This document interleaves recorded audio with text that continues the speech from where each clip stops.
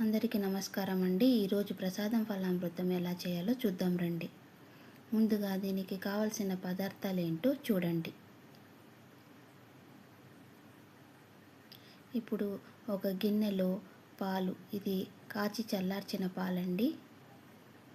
పెరుగు, ఇది తీయటి పెరుగండి, పుల్లటి పెరుగు అయితే బాగుండదు. తేనె,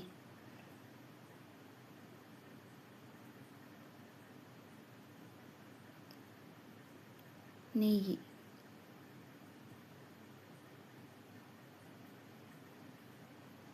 బెల్లం వేసుకోండి.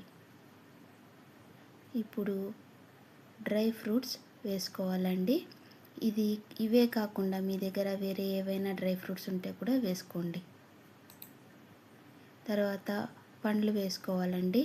అరటిపండు, దానిమ్మ గింజలు, యాపిల్. నా దగ్గర ఈ 3 పళ్ళే అందుబాటులో ఉన్నాయి కాబట్టి నేను ఇవే వేసుకున్నానండి. మీ దగ్గర ద్రాక్ష, మామిడి పండు ఉంటే వేసుకోండి. టేస్ట్ చాలా బాగుంటుందండి. ఇప్పుడు వీటన్నిటిని బాగా కలపండి. మనం వేసిన పాలు, పెరుగు, తేనె, నెయ్యి, బెల్లం అంతా బాగా కలిసి పండ్లకు పట్టేలాగా కలపండి. ఇలాగా బాగా కలపడం వల్ల అది జ్యూసీగా తయారవుతుందండి. ఈ విధంగా జ్యూసీగా అయిందంటే మనకు ఫలామృతం తయారైపోయినట్టేనండి. దీన్ని నైవేద్యం గిన్నెలోకి తీసుకోండి.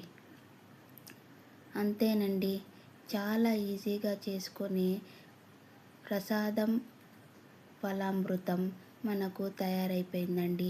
ఇది మీకు నచ్చినట్లయితే లైక్ చేయండి, షేర్ చేయండి, సబ్స్క్రైబ్ చేయండి.